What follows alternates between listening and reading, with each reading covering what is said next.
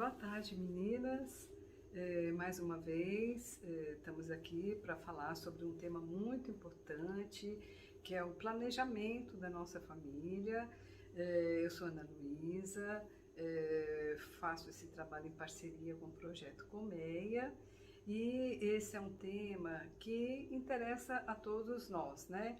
Como a gente pode planejar o número de filhos que a gente deseja e também quando, em que momento a gente quer ter esses filhos, né? Só para vocês terem uma ideia, né? Então, de cada 10 gravidez que ocorrem no Brasil, das brasileiras de modo geral, então de cada 10, 6 são gravidez que a mulher não planejou. Então a gente tem um número muito elevado de mulheres que engravidam sem planejar, sem ter previsto isso, e isso acaba fazendo com que a vida daquela mulher seja totalmente alterada por uma gravidez não esperada, né? Não planejada. Então vamos lá. Existem vários métodos e aqui nós só vamos falar dos métodos que estão disponíveis na rede pública de saúde, né, no SUS, nas UBSs de São José dos Campos, enfim, nas UBSs da região. Existem os métodos de barreiras, né? Que o mais conhecido, que vocês sabem, é o preservativo masculino, e que está disponível em qualquer UBS. Para você retirar o preservativo não precisa de nada, basta ir na farmácia da UBS e pedir, e é fornecido os preservativos para qualquer pessoa. Né? Se você tiver a carteirinha, aquela identificação, fica mais fácil para você retirar. Então, continuando, a camisinha masculina, ela pode e deve ser usado por todos os casais que querem não apenas evitar uma gravidez, mas também prevenir uma doença sexualmente transmissível. Quais são os cuidados da camisinha? Cuidado ao abrir. Algumas pessoas não têm paciência de ver aonde que é a ranhura para abrir e vai no dente. Então, quando vai no dente, às vezes fura a camisinha e aí dançou. Então, assim, é bem simples, tem a ranhurinha, é só puxar e abre. E a camisinha masculina, o principal cuidado que devemos ter é não ficar ar na ponta dela, né?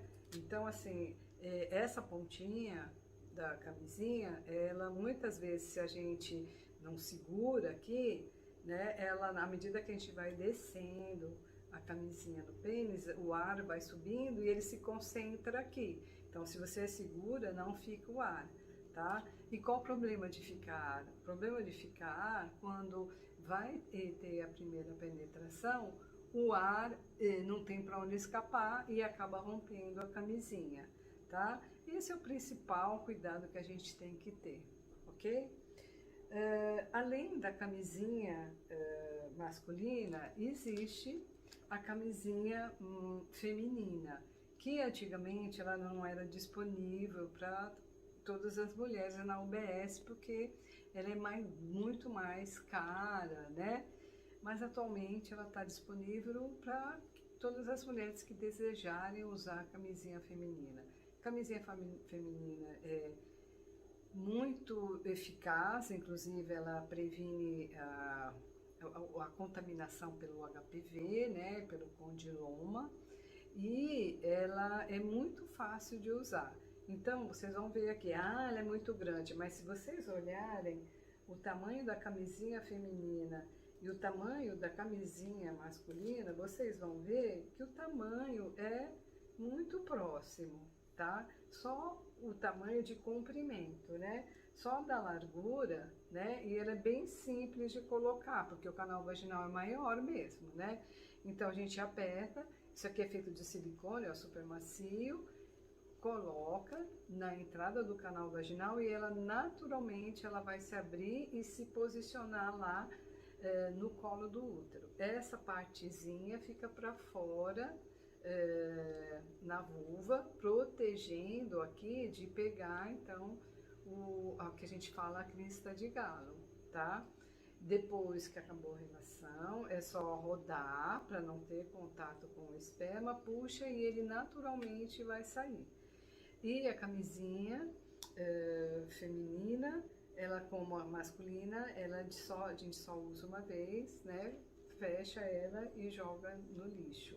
Ela é um ótimo método, não sei por que o consumo é tão pequeno. E a vantagem da camisinha feminina com relação à masculina é que a camisinha você pode colocar muito antes de iniciar a relação sexual. Pode ser colocada até 1 hora, 2 horas antes, não tem problema, né? Ela não atrapalha e a mulher nem percebe, tá? Um outro método de barreira que muitas de vocês infelizmente não conhecem é o diafragma. O diafragma, ele também é de barreira, ele é feito de silicone, né? E como que ele funciona? Ele funciona também com uma camisinha, a gente dobra, ele faz um 8 nele, tá vendo? De silicone. A gente coloca no canal vaginal e ele se abre lá dentro e ele protege o colo do útero para que, quando tiver relação, o esperma não consiga entrar em contato com a entrada do colo do útero, tá? É ótimo esse método também, ele é muito bom, ele é indicado para as mulheres que não podem usar nenhum outro método, né? Ou tem alergia ao látex, né, da camisinha, seja feminina ou masculina, tem problema de usar o hormônio, né, seja pílula ou injetável, ou não tem também não pode usar o DIU. O diafragma é uma possibilidade muito boa para evitar gravidez. E o diafragma tem uma vantagem que ele pode ser um coletor de menstruação, né? A gente coloca e aqui é como se fosse um copinho, aquele copinho que a gente chama, né, o de coletor, ele também colhe o sangue, então você tira, né, puxa com o dedo, vira no vaso e põe novamente. É um bom método também.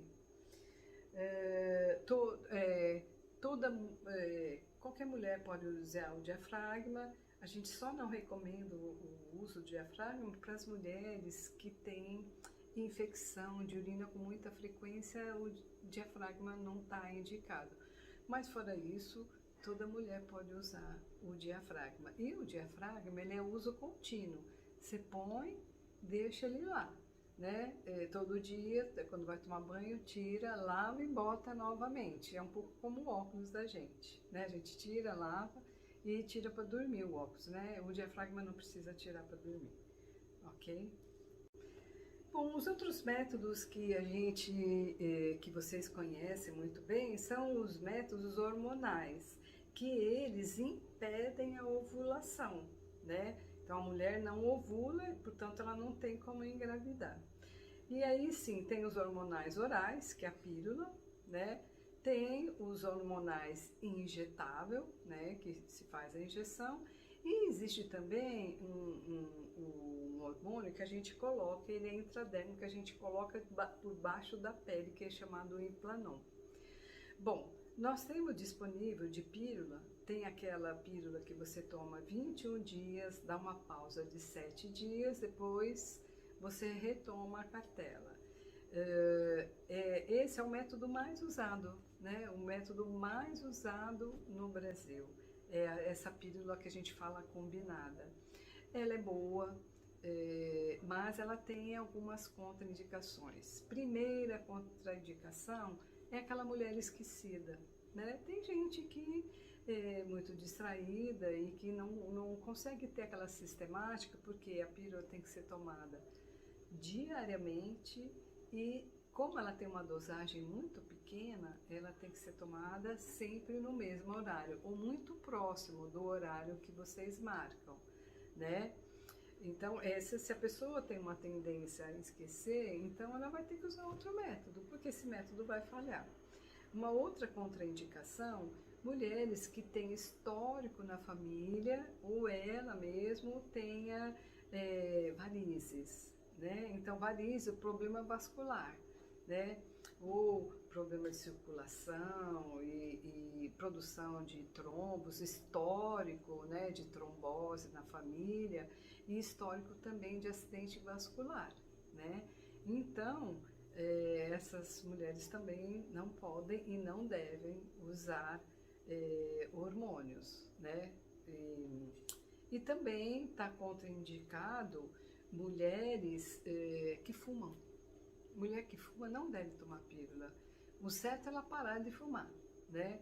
Mas enquanto ela não para de fumar, ela não deve associar o fumo e o anticoncepcional, tanto via oral quanto injetável. Isso vale também para o injetável, ok? Mas, se você estiver fora dessas contraindicações, e se para você não retém líquido e para você é tranquilo, a pílula é um bom método. Então, para quem esquece, a gente recomenda o injetável. O injetável é aquele que você faz uma injeção uma vez por mês. Então, se você faz no dia 1º, então todo dia 1º você vai fazer a sua injeção na UBS, lá no postinho. Tem também aquela injeção a cada 90 dias, né? Ela também é ótima. O único problema é que, às vezes, algumas mulheres retêm um pouco a mais de líquido e acaba ganhando muito peso. Mas nem todas, e tem mulheres que se dão super bem com a injetável trimestral, que a gente chama a Depo-Provera, e que ela também tem a vantagem que pode ser usada enquanto a mulher está amamentando o bebê, né? Então essa também é uma boa opção para quem quer usar algum método hormonal. Bom, um outro método que também, infelizmente, ele ainda é pouco usado no Brasil, mas é um dos métodos mais usados em alguns países, né? Por exemplo, os países da Ásia, a grande maioria, as mulheres, elas usam o DIU. O DIU, dá para ver? O DIU, ele é um pequeno, bem pequenininho, ó o tamanho do meu dedo, olha como ele é pequenininho. Um pequeno dispositivo de plástico, né? E ele tem cobre. Cobre é um metal, né? Que tá todo em volta aqui. Ele faz um T e tem cobre aqui, cobre aqui e cobre aqui. Esse método é um método que é muito eficaz e o DIU, uma mulher que coloca o DIU, ela pode ficar com esse DIU 10 anos. Ele é funcional e ele é capaz de evitar uma gravidez durante 10 anos, é bastante tempo, né? É bem simples de colocar e está disponível na rede pública, né? Então, como que funciona? Normalmente a mulher marca para colocar o DIU lá na UBS e ela tem que ter um exame Papa Nicolau recente, né? Dizendo que está tudo bem, que você não tem nenhum problema ginecológico, aí é marcado e com um espéculo, né, vai e coloca o DIU. Ele é colocado com a ajuda de um pequeno dispositivo, então a gente coloca ele aqui dentro, olha, e ele é pequenininho, né, na verdade ele fica bem encolhidinho e a gente vai então com esse e empurra ele lá dentro e ele, ó, tá vendo? Ó, empurra e ele entra sem o menor problema, ok? E como que funciona? O DIU, ele impede que os espermatozoides passem para as trompas, né? Então ele mata, né, destrói os espermatozoides, tá? Ela destrói os espermatozoides. Então, aí o fiozinho, depois que coloca, fica a gente corta, deixa ele uns 3 centímetros para fora no colo do útero, não é para fora da vagina, é para fora do colo do útero, mais ou menos uns 3 centímetros, não sei se vocês estão vendo, e fica aquele fiozinho. E aí a mulher, ela cria o hábito de verificar, pelo menos a cada mês ou a cada 2 meses, para ver se o fiozinho está no lugar. Se ele tiver um pouco mais comprido, é porque ele entrou. E se ele tiver um pouco mais curto, é que ele está descendo, né? Mas se ele tiver do tamanho normal, é que está tudo bem, né? Se ele estiver fora do lugar, tem que voltar na UBS e verificar, fazer um ultrassom para ver se está tudo bem. É um método excelente e ele é duradouro, né? Ele dura até 10 anos, né? E quem não pode usar o DIU? Então vamos lá. Não pode usar o DIU aquelas mulheres que têm aquela menstruação assim de muito sangue, que tem que trocar muitos absorventes, né? O DIU não tem como, não dá para usar o DIU uma mulher que tenha muito sangramento na menstruação. Outra que não pode, a gente não recomenda o DIU, mulheres que não têm parceiro fixo, né? Porque se ela tem vários parceiros, o problema é que esse fiozinho que fica lá no canal vaginal, ele acaba virando uma escadinha para as bactérias e favorece a entrada de bactéria dentro do corpo da mulher, então a gente não recomenda. Ou, se colocar o DIU, vai ter que associar sempre com ou a camisinha feminina ou a camisinha masculina. Não está liberado do preservativo, né? Porque ela fica muito vulnerável. E outras contraindicações também assim, algum problema de mioma, né? Mioma que faz sangrar muito, mas assim as restrições são bem pequenas, né? E está disponível no serviço público. Sim, a principal novidade do DIU atualmente é que para vocês, principalmente as que estão grávidas, é que o DIU está sendo colocado atualmente logo depois que o bebê nasce, na sala de parto. Então você teve o seu bebê, saiu a placenta, né? Na hora que sai a placenta, tá tudo assim ainda muito mole. Então a gente vai com uma pincinha e a gente coloca, super fácil, a mulher nem percebe para colocar o DIU depois do parto. Então eles colocam, depois no dia seguinte eles vão e cortam o fiozinho, né? Deixa o fiozinho mais curtinho e você volta para sua casa. Então logo depois do parto você já está tranquila com relação à gravidez. Então, para vocês solicitarem para colocar o DIU logo depois do parto, então vocês têm que pedir na UBS, você tem que pedir para a enfermeira, aquela que fez a primeira consulta ou outra enfermeira, não importa, que você quer colocar o DIU no pós-parto imediato, né? Aí ela vai te dar um documento chamado consentimento informado, e ela vai te informar, vai explicar como é que é o DIU, mais ou menos como eu estou fazendo, vai mostrar o DIU, vai te falar quem pode, quem não pode, e você vai assinar esse documento. Então, e ela vai, junto com esse documento, ela vai grampear o seu último preventivo e vai anotar na sua carteira de pré-natal, bem visível, que você quer colocar o DIU logo depois do parto. Então, quando você entrar na maternidade para dar luz, você já tem que lembrar, né, a equipe, aí você já vai entregar o seu plano de parto, né, lá na hora do parto, e você aproveita e já entrega o seu documento de consentimento informado para o DIU, né, e eles colocam sem problema no logo depois do parto, ok? E, finalmente, um método que infelizmente ele é irreversível, né, mas que muitas de vocês buscam, é a laqueadura de trompa ou a vasectomia para o homem, que está disponível no serviço público também. Então esse também é simples, né? Se você tem mais de 2 filhos vivos e 26 anos, tanto a mulher quanto o homem podem entrar na fila para fazer a cirurgia. Para o homem é uma cirurgia que o homem entra andando e sai andando. Não é nem considerado uma cirurgia, é considerada uma pequena cirurgia. Já para a mulher tem que cortar e abrir várias camadas até chegar lá no útero e cortar as duas trompas da mulher. Mas está disponível no serviço público e vocês podem solicitar na UBS, ok? Bom, eu sei que vocês têm uma série de dúvidas, mas vocês podem me fazer perguntas,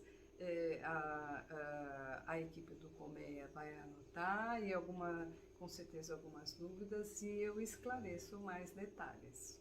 Muito obrigada pela atenção e boa sorte para todas vocês.